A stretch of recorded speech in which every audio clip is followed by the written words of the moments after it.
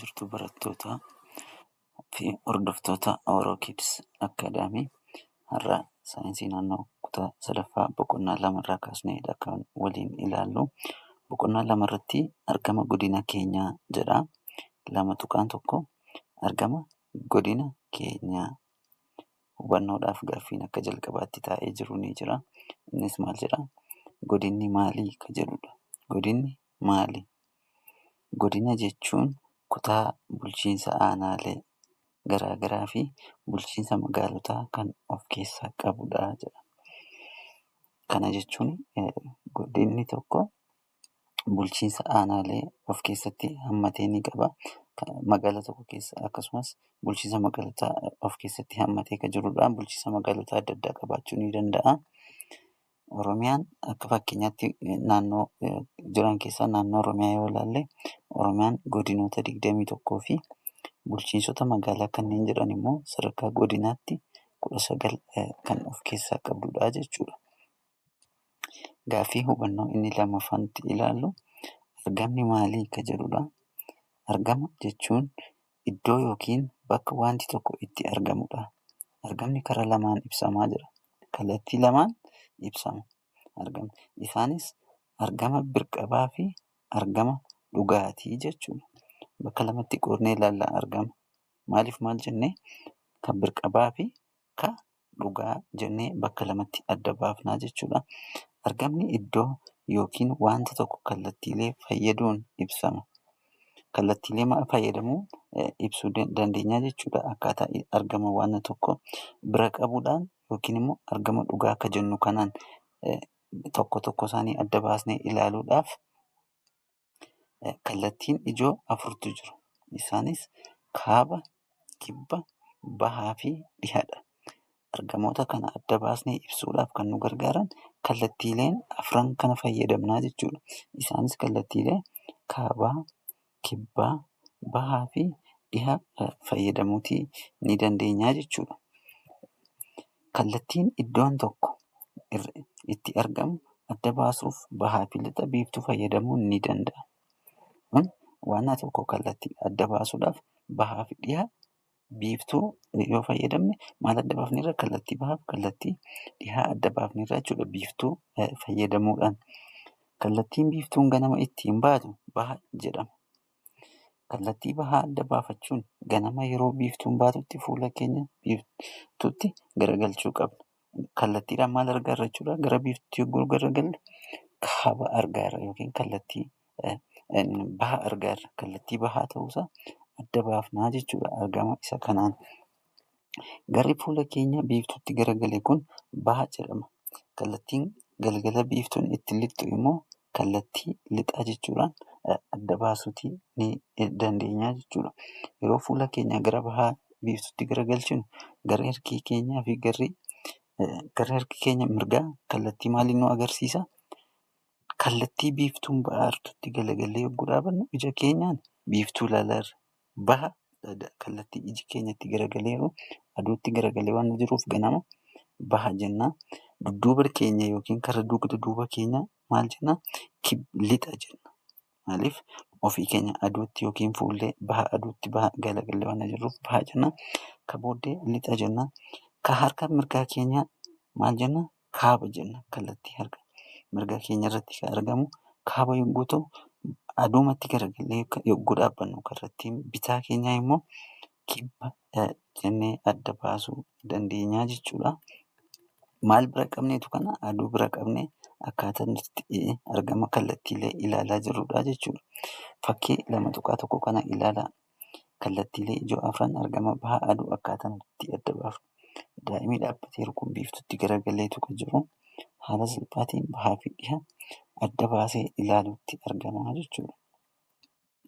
Faayidaan kallattii beekuu iddoo tokkoo kaanee garamitti akka deemnuu fi wantootni yookiin bakkeewwan eessatti akka argaman himuuf nu gargaara.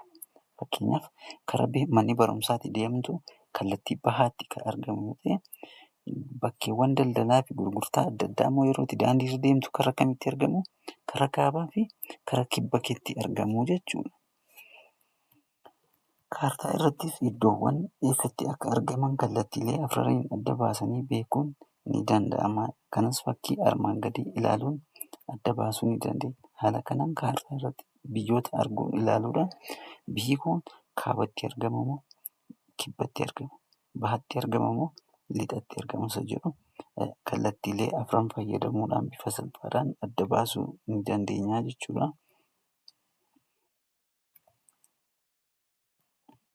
Fakkeenyaaf suura daa'imman dhaabbataa jiran kanaa haa ilaallu.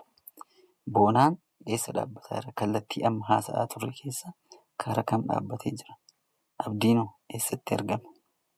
Daraartuunoo bakka kam dhaabbatteerti? Caaltuunoo bakka kam jira? Fakkii kana ilaaluudhaan abdiin, daraartuu fi caaltuun bakka kam akka dhaabbatanii jiran irraa gara olii kana kaabanii kibba, baha, lixa jennee kana bakka ammaatti haa ilaallu. Bahatti kan argamtu daraartuudha. Lixatti kan argamtu caaltuudha. Kaabatti kan argamu boonaadha. Kibbatti kan argamu immoo abdiidha jennee kaa'uutii dandeenya jechuudha. Haala suura irraa mul'atu kanaani. Inni lammaffaa 2.2 argama bir-qabaadha. Argamni bir-qabaa maali kan jedhuuf argama bir-qabaa jechuun argama iddoo yookiin wanti tokko kan birootiin wal bira qabamee ittiin ibsamudha. Wanti tokko wanta gara biraadhaan wal bukkee kaa'amu walitti fiduudhaan kan ibsuu dandeenyudha jechuudha. Argamni bir-qabaa haala salphaa ta'een iddoo tokko keessatti argamu wanta argamu ibsuuf nu gargaara. Wanta iddoo tokko keessatti argamu haala salphaan wal bira fiduudhaan ibsuuf nu gargaara jechuudha. Fakkeenya yoo fudhanne magaalaan Finfinnee kaabaan magaalaa Sulultaa, bahaan magaalaa Laga Xaafoo, Laga Daadhii, lixaan magaalaa Burraayyuu, kibbaan magaalaa Galaaniin daangeffamtee argamti. Maal gochaa jirra jechuudha yeroo kanatti magaalaan Finfinnee gidduu jirti. Naannawa ishee warra jiran sana bira qabuudhaan ibsaa jirra jechuudha. Magaalaa Finfinnee jechuu yoo baanneyyuu bakka duwwaan osooma jennee kaane magaalaa sana ibsuu dandeenya. Fakkeenyaaf biyyi magaalaan karaa kaabaa Sulultaan, karaa bahaa Laga Xaafoon, lixaan Burraayyuun, kibbaan Galaaniin daangeffamte eenyu yoon siin jedhe salphaatti deebisuutii danda'uutu isinirra jira jechuudha. Maaliif bira qabee isinitti himame yookiin bira qabnee haasa'uutti jirra waan ta'eef dubbachuutti irra. Fakkeenyaaf amma kan magaalaa Finfinnee fakkeenya fudhannee fakkeenya lammaffaa yoo fudhanne biyyi Itoophiyaa karaa kaabaan Eertiraadhaan, karaa lixaadhaan karaa kaabaa Eertiraadhaan, karaa kibbaadhaan Keeniyaadhaan, karaa bahaa Jibuutiidhaan, karaa lixaa Sudaaniin daangeffamti jennee yoo ibsine kun maal jedhama? Argama bir-qabaa jedhama jechuudha. Bira qabnee bakka tokko ibsuu akkaataan itti dandeenyudha jechuudha. Inni 2.3 irratti ilaallutti fufee jiru immoo argama dhugaa kan jennu kana. Argamni dhugaa maali? Argama dhugaa jechuun akkaataa argamni bakka tokkoo sararoota dagalee fi gadee fayyadamuun ittiin ibsamudha. Maal fayyadamuudhaan ibsamna? Sararoota dagalee fayyadamuudhaan wanta tokko akkaataa nuti itti ibsuu dandeenyudha jechuudha. Sarara dalgee fi gadee fayyadamne. Sararoonni dagalee fi gadee sarara yaadaa ta'anii kaartaa yookiin giloobii irratti sararamanii argamu. Giloobii yoo argitanii beektu ta'e giloobii irratti sararawwan ka'anii jiran ni jiru. Isaan sana dalgee fi dagalee fayyadamuudhaan kan nuti ittiin adda baafnudha bakka argama wanta tokkoo kallattiidhaan jechuudha. Mee sararoota dagalee kanneen jedhaman kana haa ilaallu. Sararoota kaartaa yookiin giloobii irratti bahaa gara dhihaa yookiin dhihaa gara bahaa sararamanidha. Asirratti karaa kamitti sararamanii kan argamu jechuudha. Kaartaa irratti yookiin immoo giloobii irratti akkaataa nuti itti arginutti bahaa gara dhihaatti yookiin immoo dhihaa gara bahaatti sararamanii kan argamanidha jechuudha. Kallattii wal fakkaatu irratti paralaalii sararamanii kan argamanidha. Sararoonni dagalee sarara wal-tarree jedhamu. Wal-tarree yookiin paralaal kan jennu jechuudha. Wal cina tarree galanii sararamanii wanta argamaniif. Sararoonni dagalee kunniin fageenya mudhii lafaa irraa gara kaabaa fi kibbaatti digiriidhaan safaruuf fayyadu. Mudhii lafaarraa maaliin fayyadamnee safaruu dandeenya? Digirii hamma bakka argama isaanii irratti hundaa'uudhaan safaruuf kan nu dandeessisudha jechuudha. Safarri sararoota dagalee kanaaf ka'umsi sarara mudhii lafaati. Sararoota kana adda baasuuf kan nu gargaaru sarara mudhii lafaa akka jennu yookiin bakka ka'umsa kan ta'edha jechuudha. Zeeroo digiriirraa sarara mudhii lafaarraa ka'uudhaan kallattii barbaadamu sana safaruudhaaf nu dandeessisa jechuudha. Sararoota gadee lallabbaa irratti sararoonni kan amma olitti ilaalle kun sararoota dagaleedha yookiin warra dalga sararamanii jiranidha.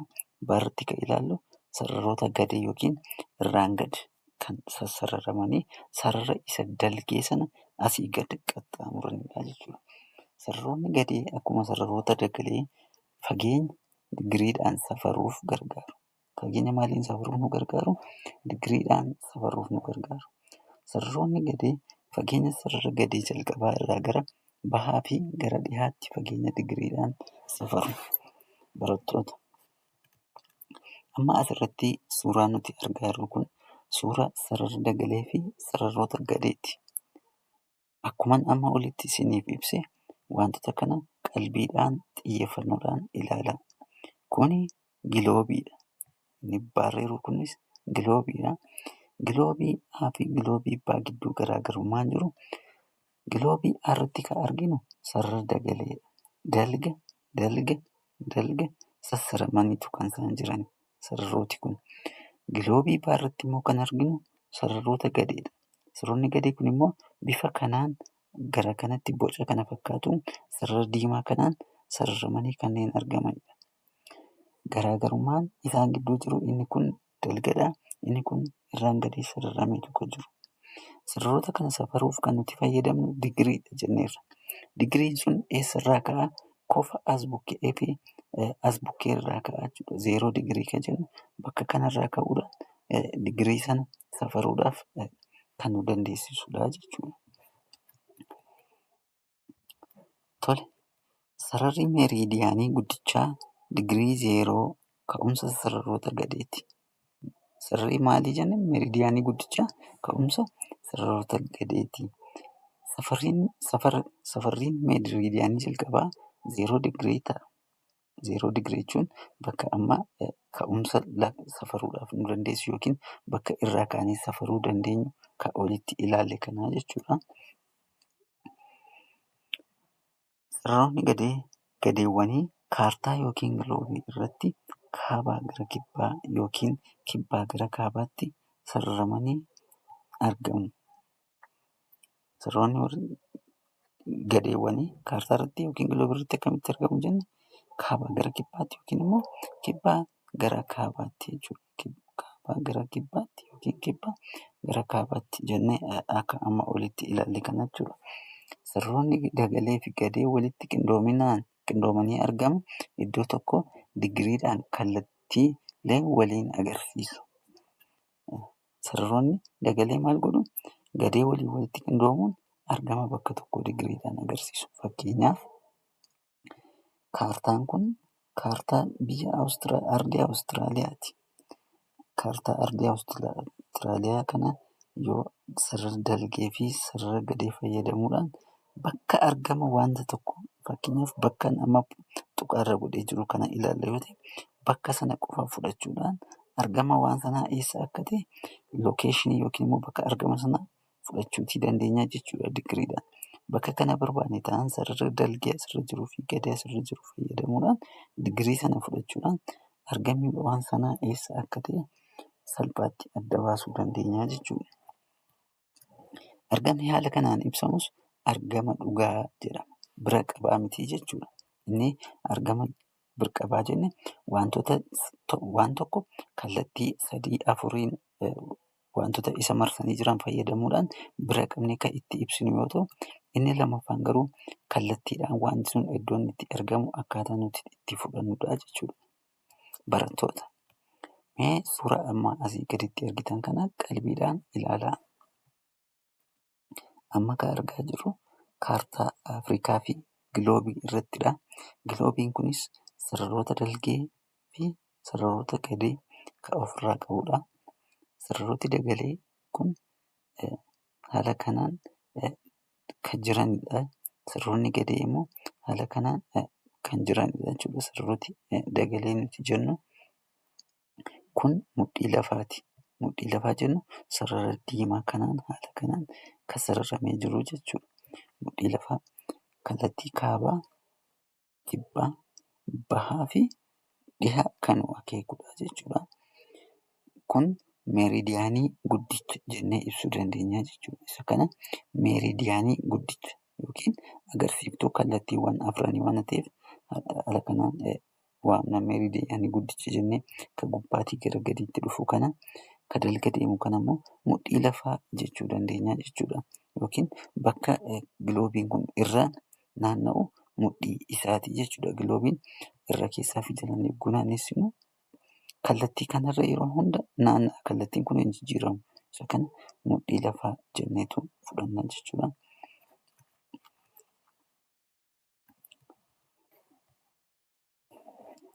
Sararoonni dagalee fi gadee kaartaa yookiin waraqaa diriiraa irrattis digiriidhaan ibsamu.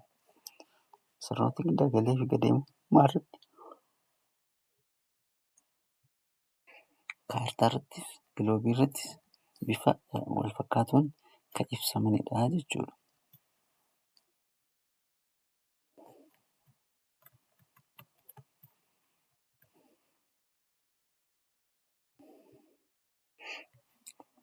Barattoota amma sarara dagalee fi sarara gadee jalqaba ilaalle sana digiriidhaan yogguu keenyu inni kun sarara meeridiyaaniidha.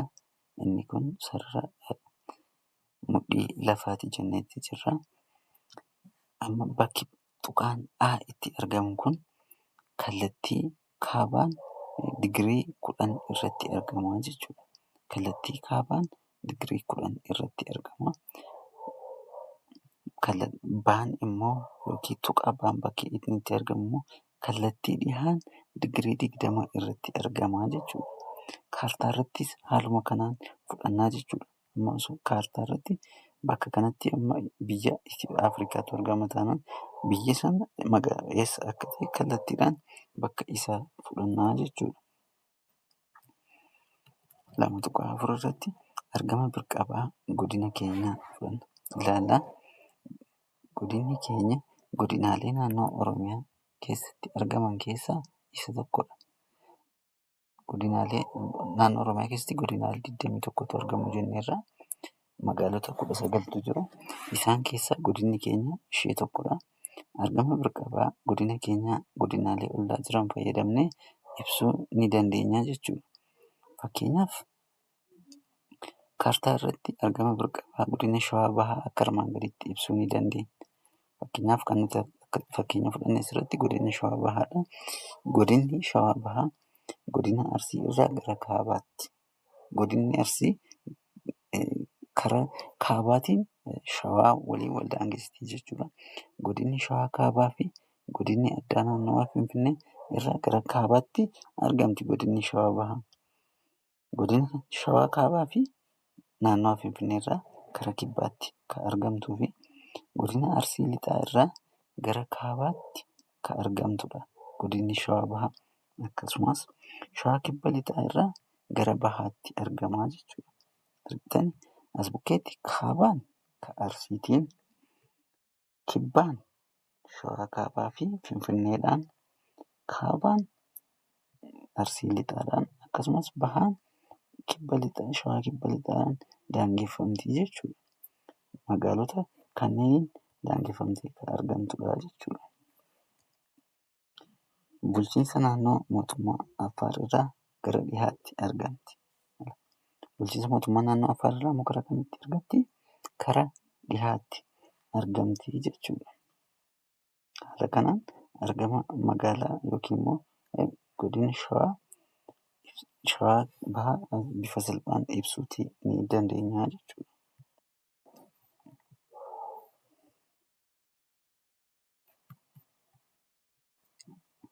Barattoota bakka jirtan irratti hundaa'uudhaan maqaa godina keessanii erga kaastanii booda godinni keessan kallattii bahaatiin godina kamiin akka daangeffamu, kallattii kibbaatiin godina kamiin akka daangeffamu, kallattii bahaa fi kallattii lixaan godina kamiin akka daangeffamu irratti mari'adhaa. 2.5 irratti immoo argama dhugaa godina keenyaa akka jedhudha kan nuti ilaallu. Argama dhugaa godina keenyaa sarara dagalee fi gadee fayyadamuun ibsuu ni dandeenya. Maal fayyadamuun? Sarara dagalee fi gadee fayyadamuun argama dhugaa godina keenyaa ibsuu dandeenya. Fakkeenyaaf kaartaa irratti magaalaan Finfinnee argama dhugaatiin yoo ibsamtu dagalee digirii 9 kaabaa fi gadee digirii 39 bahaatti argamti. Kun argama dhugaa magaalaa Finfinnee ibsudha. Kaartaarra seenuudhaan yookiin immoo kaartaa giloobiirra fayyadamuudhaan digirii 9 kaabaattii fi digirii 39 gadeetti fayyadamuudhaan dagalee digirii 9 kaabaa fi gadee digirii 39 bahaa fayyadamuudhaan magaalaa Finfinnee bakka argama ishee salphaatti adda baasuu ni dandeenya. Yogguu kaartaa irratti ilaallu haala kanaan ibsuu dandeenya. Kaartaan amma argaa jirtan kun kaartaa naannoo Oromiyaati. Kaartaan naannoo Oromiyaa kun bakki diimaa kun biyyoota ollaa nu daangessanidha. Asirraan biyyoota Suudaantu nu daangessa, diimaa karaa kana Keeniyaatu Oromiyaatiin daangessa. Warreen hafan naannoleedhaan kan daangeffaman yogguu ta'u, bakki diimaatiin tuqaa ta'ee jiru kun immoo argama magaalaa Finfinnee bahaan digirii 39 akkasumas kaabaan digirii 9 dalgeef dagaleedhaan akkaataa inni itti argamudha jechuudha. Daangaa naannolee kan jennu kan gurraachaan sararame kanadha. Daangaa addunyaalessaa kan jennu immoo biyyooti addunyaarra jiran kaartaa irratti bifa isaan ittiin adda ba'an agarsiiftuu ta'uu isaatii haala kanaan kan sararamee jiru. Haala wal fakkaatuun kaartaa Oromiyaa irratti godinni Shawaa Bahaa sarara dagalee digirii 7 kaabaa fi digirii 7 kaabaa hanga digirii 9 kaabaa fi sarara gadee digirii 38 bahaa hanga digirii 40 digirii bahaatti argamti. Godinni kam? Godinni Shawaa Bahaa jechuudha. Kaartaa irratti digirii kana fayyadamuudhaan argama Shawaa Bahaa salphaatti adda baasuu ni dandeenya. Kan godinaalee bakka jirtanis haala salphaa ta'een kaartaarraa ilaaluudhaan adda baasuutii dandeessu. Haaluma kanaan kaartaa Oromiyaa dagaleewwanii fi gadeewwan kaafaman irratti sararoota yaadaa dagalee yookiin gadeetti fayyadamuun argama dhugaa isaanii ibsuu ni dandeenya jechuudha. Godinoota haala kanaan ibsuu dandeenya. Bulchiinsa magaalotaa haala kanaan ibsuu dandeenya. Yookiin immoo bakkoota manneen tajaajila adda addaa manneen barnootaa ta'uu danda'a, manneen amantaa haala argama dhugaa kanaan ibsuu ni dandeenya jechuudha. Argama bakkeewwan beekamoo godina keenya yoo ilaalle, godina keenya keessatti bakkeewwan beekamoon jiraachuu ni danda'u. Kanneen akka gaarreenii, laggeenii, bosonaa, ardaalee jilaa, iddoowwan hawwata turizimii, manneen amantaa, harawwan beekamoo, holqawwan beekamoo fi bakkeewwan bashannansiisoo fi daawwatamuu danda'an akkasumas immoo kanneen biroo masaraawwanii fi kanneen biroo haala argama dhugaa kanaan namaaf kallattii isaan itti argaman haala salphaan ibsuutii dandeenya yookiin immoo erguutii ni dandeenya jechuudha. Digirii dagalee fi gadee fayyadamuudhaan. Fakkeenyaaf bakkeewwan beekamoo fi argama isaanii yoo ilaalle masaraan Abbaa Jifaar bakki argama isaa magaalaa Jimmaati. Masaraa Kumsaa Morodaa bakki argama isaa magaalaa Naqqamteeti. Holqi Soof Umar bakki argama isaa godina Baalee Bahaati. Gaarra Tulluu Diimtuu bakki argama isaa godina Baaleeti. Horri Arsadee bakki argama isaa magaalaa Bishooftuuti. Gumii Gaayyoon bakki argama isaa godina Booranaati. Mi'ee Bokkoo bakki argama isaa godina Gujiiti. Haala kanaan bakki argama wantootaa fi ibsuu ni dandeenya jechuudha. Barattoota mee bakka jirtan taa'uudhaan maatii keessan godina keessan keessatti wantoota beekamoo ta'an gaafadha. Waan beekamaa sana erga isinitti himanii booddee immoo bakki inni itti argamu godina kam akka ta'e akka isiniif ibsan isaan gaafadhaatu gabaabinaan hubadhaa. 2.7 irratti kan ilaallu argamaa fi maqaa godina ollaa akka jedhudha. Godinni ollaa godina keetitti argaman maqaa isaanii gaafattee hiriyoota keef ibsuutii dandeessa. Godinni ollaa godina keetii kallattii garaa garaatiin argaman kaartaa irratti ni agarsiifamaa jira. Kunis fakkeenyaaf godina ati keessa jiraattu godina Wallagga Bahaadha taanaan godinni Wallagga Bahaan godina kamiin akka daangeffamu, kibbaan godina kamiin, lixaan fi bahaan kaabaan godina kamiin akka daangeffamu beekuutu isirra jiraata. Godinni ati jirtu Jimmaa taanaan Jimmi godina Jimmaa kaabaan eenyuun, kibbaan eenyuun, lixaa fi bahaan eenyuun akka daangeffamu beekuun isin irra ni jiraata. Akka asii gaditti fakkeenyaaf maqaa godinaalee Oromiyaa yoo ilaallu tartiibaan haala kanaan taa'aniitu jiru.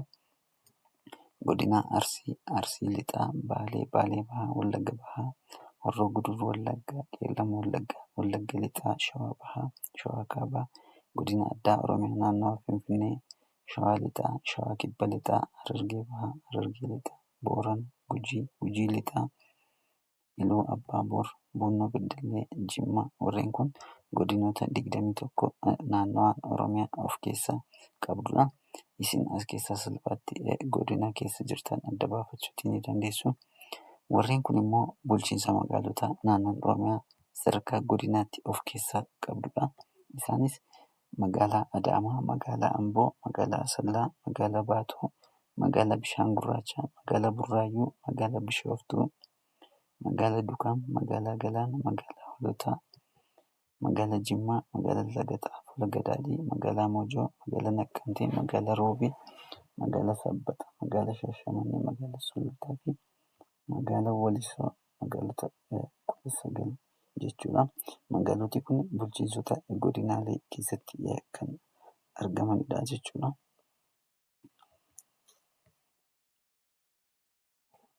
Akka fakkeenyaaf yoo fudhanne Burraayyuun godina addaa naannawaa Finfinnee keessatti kan argamudha. Naqqamtee yoo fudhanne godina Wallagga Bahaa keessatti kan argamudha. Amboo yoo fudhanne godina Shawaa Lixaa keessatti kan argamudha. Jimmaa yoo fudhanne Jimmaa godina Jimmaa keessatti kan argamudha. Kanneen biroos akkasuma magaalota bulchiinsa magaalotaa keessatti kan godinoota keessatti kan argamanidha. Barattoota barnooti keenya guyyaa har'aa kana fakkaata. Yaadaa fi qeeqa qabdan akkasumas wanta fooyya'uu qaba jettan karaa yuutuubii kee koomentii seenuudhaan yookiin saanduqa yaadaa keessa seenuudhaan yaada keessan akka nuuf kennitan jecha. yuutuubii keenya sabskiraayib sheer gochuudhaan akka barattoota hedduu bira ga'u akka taasiftan isin gaafanna. Galatooma.